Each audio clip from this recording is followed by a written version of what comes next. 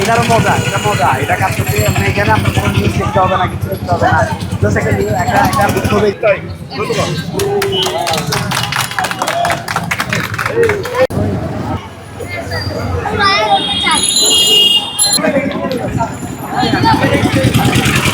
আজকে সারা বিশ্বে মানবাধিকার লঙ্ঘিত হচ্ছে। এই মানবাধিকার লঙ্ঘিত হওয়ার কারণে সমগ্র বিশ্বের মানুষের মধ্যে একটা বিপর্যয় বিষণ্ণ। আমরা এই মানবাধিকার দিবসে আমরা চাই সমগ্র বিশ্বের মানুষ মানবতার সেবায় এগিয়ে আসুক। মানবতা আজকে যদি বিপন্ন যাতে না হয় সেজন্য সমগ্র দেশ এবং বিশ্বের সমগ্র রাষ্ট্র প্রধানদের কাছে আমাদের একটা আহ্বান যে মানবতা যাতে কখনো লঙ্ঘিত না হয়। আসলে মানবতা গোটা বাংলাদেশে গত 17 বছর ফেসিবাদী আমলে মানবাধিকার যেভাবে লঙ্ঘিত হয়েছে, এই লঙ্ঘনের বিরুদ্ধে আমরা প্রতিবাদ করে 5ই আগস্টের মহাবিপ্লবের মধ্য দিয়ে স্বৈরাচারী সরকারের পতন ঘটিয়েছি। আমরা বিশ্বাস করি আগামীতেও বাংলাদেশের জন্য আগামী নির্বাচন, এই নির্বাচন এখন যাতে পরে কোনো মানবতা লঙ্ঘিত না হয়, মানবাধিকার বিপর্যয়, মানবাধিকারের জন্য কোনো বিপর্যয় না হয় সেজন্য যারা ক্ষমতায় আসবেন তাদের প্রতি আমাদের আহ্বান। এবং কোনো ফেসিবাদী সরকার এসে আবার যেন মানবাধিকার লঙ্ঘনে সে ব্যাপারে সবাইকে সচেতন থাকার আহ্বান। সমাজে পিছিয়ে পড়া মানুষগুলোকে যাতে আমরা এগিয়ে নিয়ে যেতে পারি, কারণ একটা সমাজের উন্নয়ন তখনই সম্ভব হবে যখন পিছিয়ে পড়া লোকজন সামনে এগিয়ে যেতে পারবে।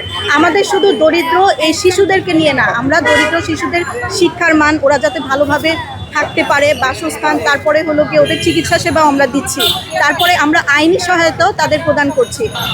আমাদের আজকে আমরা স্বাধীন হতে হয়েছি 54 বছর হয়েছে। 54 বছর পরেও আমরা দেশটা আমরা এখনো মানবাধিকার এখনো পাই নাই। আমরা মানবাধিকারের জন্য আমরা রাজপথে আছি, মানবাধিকারের জন্য আমরা যুদ্ধ করতেছি। বটন উপর থেকে নিচে পর্যন্ত যেখানে যাবেন, যেই অবস্থায় যাবেন, কোনো জায়গায় মানবাধিকার সুস্থ প্রয়োগ নাই।